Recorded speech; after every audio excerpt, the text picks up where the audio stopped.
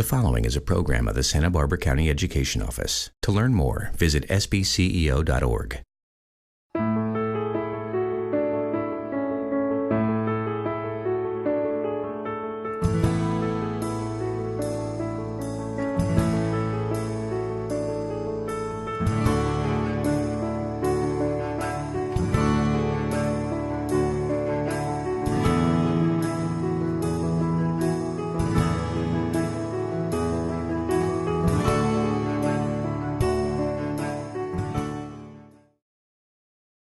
Hi, I'm Susan Salcido, Santa Barbara County Superintendent of Schools, and I am delighted and truly beyond delighted, honored to have Ernesto Paredes here with us today, Executive Director of Easy Lift Transportation in Santa Barbara. Ernesto, thank you so much for joining me. My pleasure, and you did a great job with my last name. Oh, so very good. Shows you how well you know me. That's fantastic. So it's a good start. I think it's a good sign. And another sign that people will notice as they're watching today, Ernesto, is they're going to stop and pause right now and say, I know him. Either they know you from Easy Lift Transportation, of which you've been the executive director for many years, and we can talk about that for sure. Or they might know you as the Santa Barbara Foundation Man of the Year, 75th. We'll talk about that too. Or in so many different roles, hats you wear throughout the community. We are so fortunate to have you not only here today, but truly an impact on Santa Barbara County. So again, thank you so much for being here. And through this show, we want to talk about the different hats you wear and the roles that you play. But one thing that we want to convey to is a career path that got you to where you are, or the trajectory or the steps you've taken. Yes. And so in doing that, we want to roll back to the very beginning about when Ernesto was a child, where you were born, raised, and brought up. So talk to us about that. Well, thank you for inviting me today. It's always a pleasure. I had I was very fortunate to be able to do this show years ago with Bill Cerrone. Yes. And for me, that was a huge highlight in my career, earlier career. So now, come full circle again, and it's great to be with you, especially a fellow Trojan. Yes. So, fight on. Fight on. Many hats, yes. Well, you can tell I wear many hats now because I'm getting bald, so it's always very helpful the more hats I wear. Having grown up in Santa Barbara, I was very lucky to have grew up with great parents. To start there. You know, talk about the ultimate mentors, the ultimate people who I could always count on, and I just assumed everybody had a family to go home to, a great family. My father was a longtime educator, teacher, and to his last breath 3 years ago, he'll always be very proud of the fact that he was a teacher in this community. So I grew up in the school system here, Foothill School, Talacalina. ASB president at La Colina. I was very proud of that. On to San Marcos High School. I was hoping to played basketball at San Marcos, hoping to be an NBA basketball player, but at 6'0", Latino, wasn't many centers needed in the NBA with my talent. So actually, I realized I have to go to City College. Not have to, but I realized I wasn't prepared for the university at the time. And so City College was the great opportunity for me that allowed me to learn how to budget my time, how to figure out what is it that I want. And the professors at Santa Barbara City College are fantastic. They're world class. So that definitely prepared me for my next opportunity in university. And I chose to go down to LA and USC. The idea was to study physical therapy. Being an athlete, I was always very excited about learning about the body and how it heals itself and how to take care of itself. But I took an elective course in gerontology. At the time, USC was one of the few schools that had a school of gerontology, which is the study of the aging process. So I took that class and I was hooked. I thought, that's what I want to do. I'm going to change my major into gerontology because I really loved working with seniors. I wasn't exactly sure how that was going to transpire later, but I thought, let me just get my education first.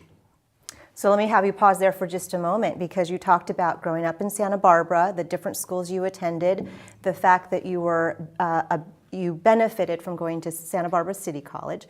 Let's roll back a minute. You talked about being a leader, even at La Colina Junior High School, so leadership then, and an athlete. So other than basketball, did you play other sports as well? I ran track, and that was something I really enjoyed. Basketball was my team sport that I really loved, the camaraderie and the teamwork that was needed for it to be successful. Where in track, it was a more individual sport. So I did, quarter mile and the 200, and I loved every minute of it. I loved being in competition, loved competing. I loved working in student government and student politics. I had a hard time academically. That was really, I was a great C student.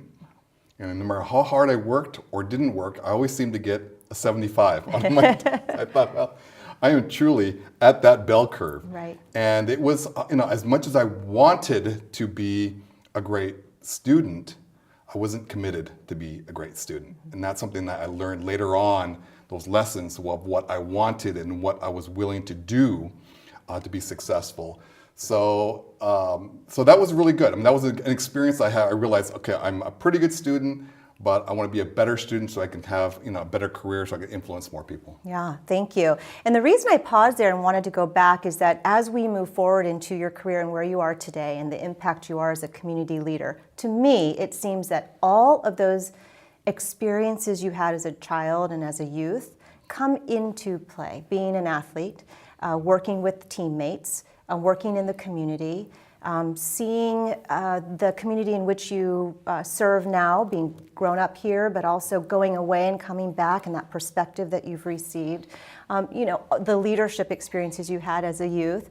To me, all of those dots get connected now too, in terms of who you are and how you impact the community. So I wanted to pause and go back a little bit, but let's go forward again and we'll come back to this. Sure. So gerontology at USC, Yes. Incredible. And so when you graduated, what was your major? You had a Bachelor of Science? Bachelor of Science in Gerontology. Okay. And some of my schoolmates at USC, some were going to be architects and design for senior communities. Yes. Some wanted to go into literature, some were going to medicine and geriatrics. And for me, there's either politics or social services, human services. And so to be quite honest, I was dating a woman, like we all do back then, and she took a job in Santa Barbara. And I thought, Better go to Santa Barbara. but I thought the last place I want to go is back home, Right. back to Mayberry. Yeah. I want to go to Newport Beach and live the life. Well, I went back to Santa Barbara, and Lucky for us. Lucky for me too to be able to come back. And I never, ever, ever regretted coming back to Santa Barbara. We were so lucky to live in this community. I didn't realize how lucky we were growing up, but now going full circle, having raised a family and my career here in Santa Barbara, we're truly blessed to be in here. My first job, though, was with the YMCA off of Hitchcock, and I became one of their aquatics directors. And if you knew me, I only entered the water to take a shower. So it was an interesting opportunity to be an aquatics director at the Y, but it definitely was my first experience in a nonprofit. And the great thing about the YMCA was obviously a great mission. They do a lot of great work there with the individuals in the community. But it's a little bit more corporate style. So you get to know what type of opportunities for training, for learning. If you wanted to advance, you knew what you had to do to advance to the next level. So that was a great first step. But I wanted to be working in gerontology. I wanted to work with seniors. So I came and I started working with Easy Lift. And I thought I'd be there for a year or two. And I thought, what could be less sexy than transportation? But I quickly learned the impact on families and individuals and the access. And when I started working, it was just right after the Americans with Disabilities Act was passed into law. And so I had the opportunity early in my career to help shape transportation for our community for individuals that cannot easily access the community. So that was one of the greatest opportunities I had early on. That's great. Yeah. And you really incorporated that gerontology background and focus and mission into transportation, but you also transport children and families now too. So it's a very vast transportation network that you provide. It wasn't always that correct. It wasn't always that way. I left Easy Lift after 10 years because I wanted to become an executive director. And I had that opportunity with CASA, Court Appointed Special Advocates, as their executive director. And I learned quickly the underside of our community, children who are living in abuse or neglected situations. It's really heavy. And it's a story that we can't always want to hear, but it happens in every community, and it happens in our community too. So I learned quickly the needs of kids in the foster care system. Right. And so when I got recruited back to Easy Lift after 4 years, which I loved, let me go back to CASA for a moment. I absolutely, it was the one time in my professional career, I honestly say, I was passionate about my job, which is fantastic, but you have to be really careful and mindful of the people around you and the effect it could have when you become too laser focused on your career.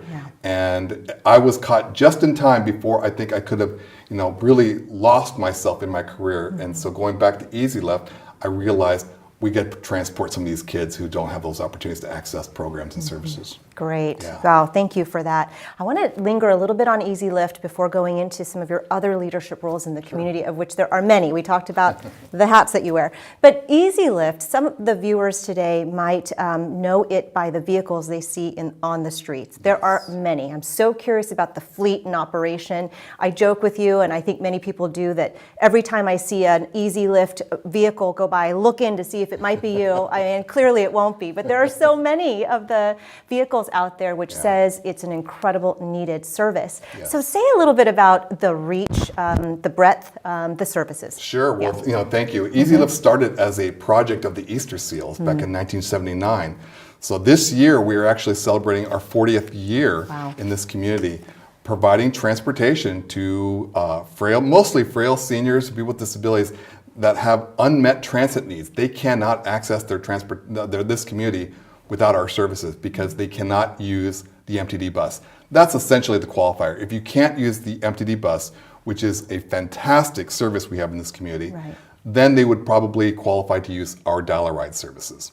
And so for $3.50, we'll take anyone anywhere within South Santa Barbara County.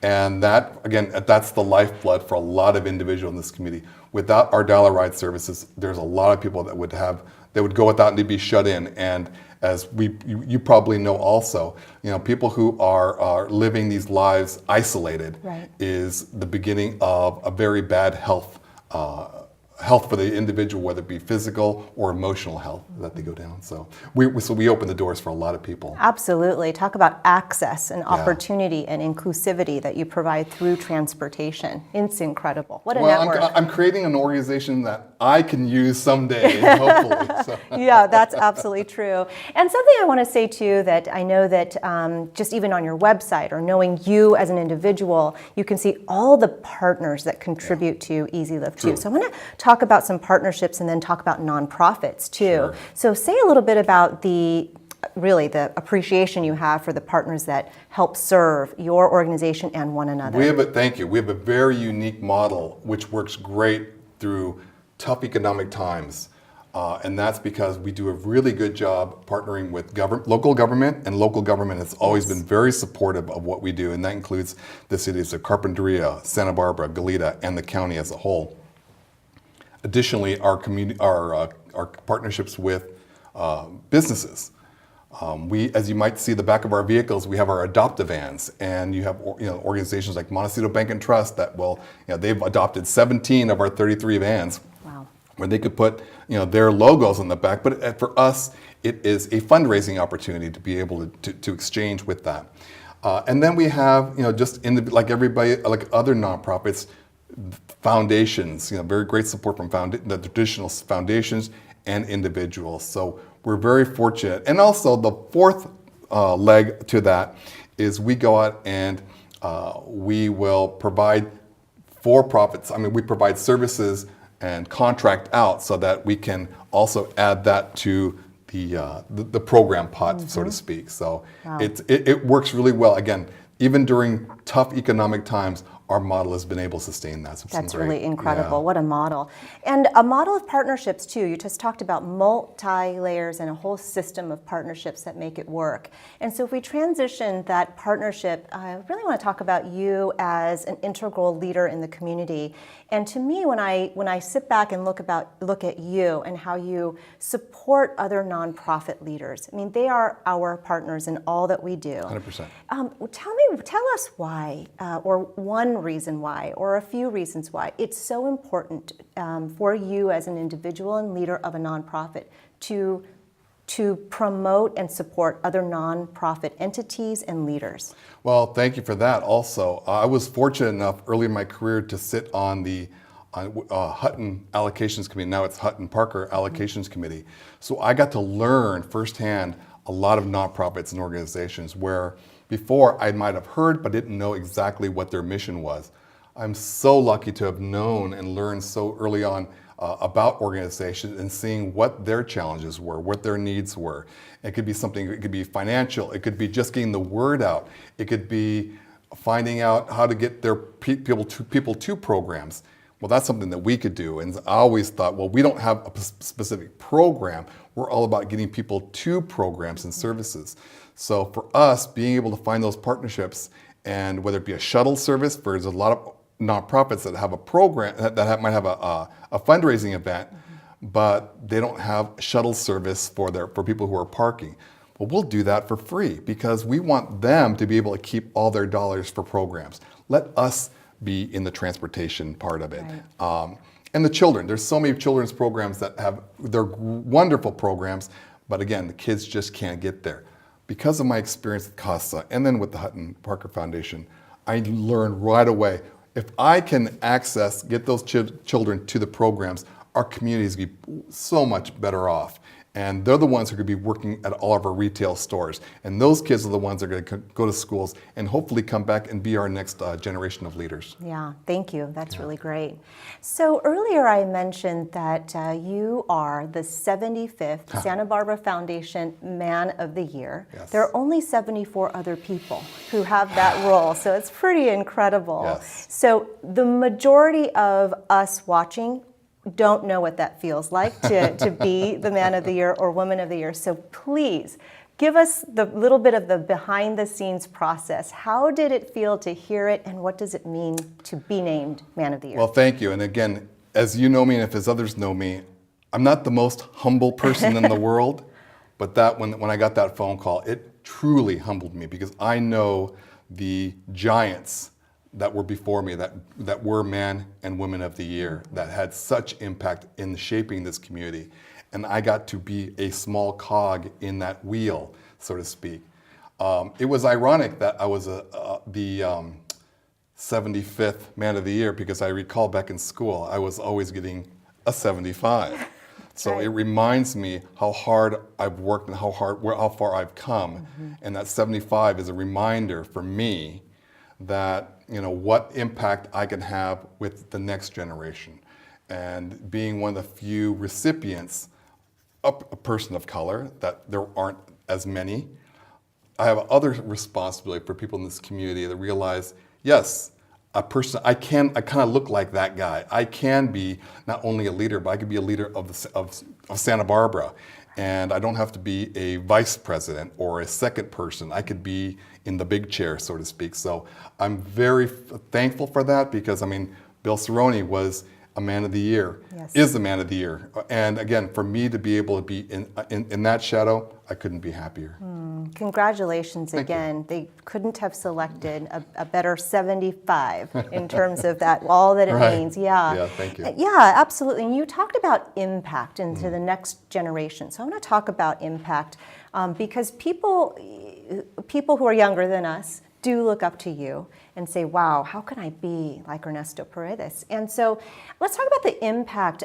When we talk about high school youth graduating today, if yes. they're watching this and say, how can I become an executive director of a nonprofit or a leader of an organization? If you could think about what are some of the skills that our high school seniors need today, or some of the mindset that they need today to really graduate with and even graduate college with so they can be successful as an ED? Yes. What are some of those components? Great question. If I look back, what would I would tell myself when I was a sophomore or junior? And that would be to begin, because it's hard at that time, to begin to really trust yourself and to trust your beliefs and start separating yourself from people who might, there was a great bumper sticker actually that I read that I think it's been a great mantra for me, and it read, don't believe everything you think. And to this day, I absolutely love that belief because a lot of things that we believe have put there rightfully or wrongfully, and it becomes part of how we behave with a certain group, how we believe in ourselves or things, institutions, people. And so if you really start taking an opportunity to look and find out for yourself, do the best you can in school. I really worked hard once I got to City College to position myself, because it was that important to me. I knew if I wanted to be in a position of influence, I was going to have to earn a certain degree, a minimum. And once I did that, it was a game changer. But that integrity, being a person of forgiveness, being person, all those loving values that aren't necessarily taught in school are so important. That's where I found, quite honestly, where my genius lied. It wasn't necessarily academically, it was in this setting. People. So since I always had a hard time reading, people became my book. And your stories became chapters of my book. So I loved talking to people. I realized we have more in common. We have a lot of things that we want to do, or your lens is a little bit different than mine on certain issues, and I value that.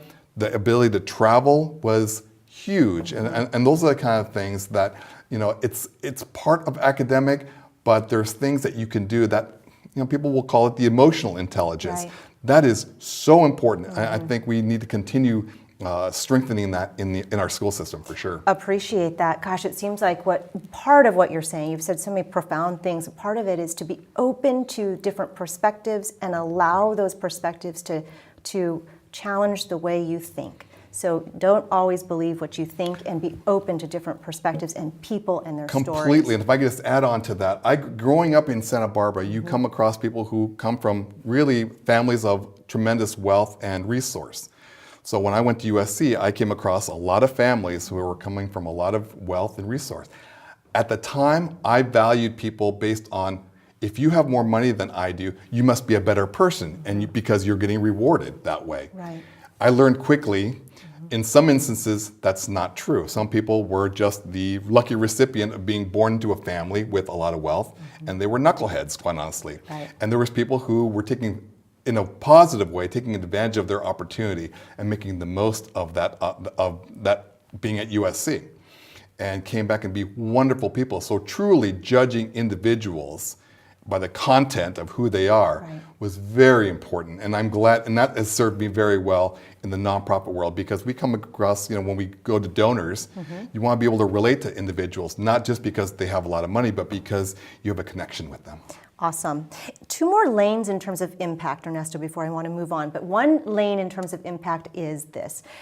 You grew up in Santa Barbara, Latino male, you talked about the different schools you attended. So for people watching who were raised here and want to continue to live here and be an important impact here, any different advice for them than what you just shared? Travel. I traveled later in my life, and I'm very thankful to my wife who introduced me international travel. I'd go to Mexico with my family, but it took my wife to really take me across the pond, as they say, and all points beyond. Travel has been wonderful. I mean, I wish everyone took a gap year from high school to college and just travel, had that opportunity, and travel and serve. It could be working in an orphanage or volunteering somewhere.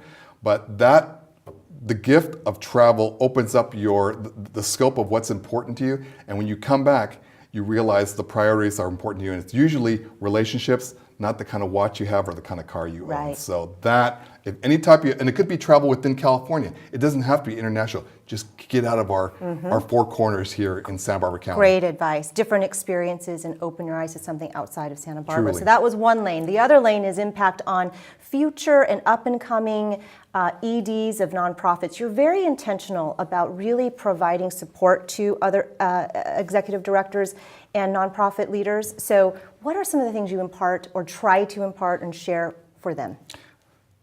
That's a great thing. It's something that's very important to me, because I love this community and I love the nonprofit sector. So much so that I'm willing to call out individuals, call out organizations that I think are, quite honestly, mediocre. And they're doing just enough. We can do better. And so for me, sometimes it's people are afraid to ask, or they don't know where to go. So the first week a new executive director takes the helm, the first thing I do is always either reach out with a phone call or an email congratulating them, welcoming them to the executive director table, so to speak. But now the work really begins. Right. And I want them to know that it can be very lonely as an executive director. You can't share everything with your staff. You don't share everything with your board. And so sometimes you need someone else to be able to talk through very sensitive issues, because again, as long as we're coming from a place, as they always say, if you're coming from a place of love, you're always going to be okay. Doesn't mean you're always going to make the right decision, but your intention is correct. But now once you get some wisdom behind some of your decision making, from experienced and even lesser experienced executive directors, it's going to help you make decisions. And yeah, part of it is making a mistake, but that's why you have a board of directors too, to work with them. That's right. That's great advice. Thank you for all those lanes in terms of impact just now. I want to go back to something you mentioned a moment ago, which had to do with travel. And you've traveled extensively. Part of the reasons for travel oftentimes are through your endeavors for being a triathlete. I'll just go right there. You've been a contestant in a triathlon multiple times, my understanding. Can you say where you have? Well, I've done eight. Okay. Eight Ironman triathlons, and they've been mostly in the western states, from Arizona to Idaho, California, and Hawaii. And it is one of those things I thought on a whim, living in Santa Barbara, how can you not at least jump in the ocean or jump on a bike or go for a run on these great bike paths we have? And so I put it all together early on at the Santa Barbara Triathlon and their sprint triathlon. And I thought, wow, that seemed like an Ironman. It was very short, but I kept thinking, God, I wonder if. And so I just kept pressing the bar. That's the kind of individual I am. I like to challenge myself. Yes. And I kept believing that someday I will compete in Hawaii. And it was it was 8 years after I started competing, I ended up in the Hawaii Ironman, and it was the best experience. And it made me realize, to this day, I use all the experience of training and preparation and hard work and determination to what we're doing now. Yes. So it's not about when I want to do something, I don't hope, I don't wish, I don't want, I don't try. I commit. Right. And that's something that I want to be able to share, that experience. Not that I'm the greatest athlete, because as you know, in Santa Barbara, we have crazy athletes. Absolutely. Always. I'm just a participant. Yeah. And it made me realize truly that anything is possible. And I remember my parents, I was lucky, that would always tell me that. But I'm here to tell you, it really is. I mean, anything truly is possible if you really are determined and want to do it. That is an incredible message upon which we will end our interview today, Ernesto. And the discipline that you have shown through the Ironman triathlons that you've experienced, but all of the connections, we talked about connecting the dots, and everything that you've done, it seems to me, has just been part of that discipline and training and perspectives that you talk about appreciating, the stories, they've all accumulated to where you are today. And I think you have so much yet still to give and impart to the community. We are so fortunate to have you as a community leader, Ernesto, not only as the executive director of such an impactful organization as Easy Lift, but in so many different ways, as a father, as a family person, as a friend, as an ED, nonprofit, somebody who's really caring about the community. I can go on and on about how we appreciate your impact. Ernesto, thank you so much for not only joining us today, but for that impact that you provide. Thank you. My pleasure. I'm Susan Salcido, Santa Barbara County Superintendent of Schools. Thank you so much for joining us today for this edition of Schools of Thought.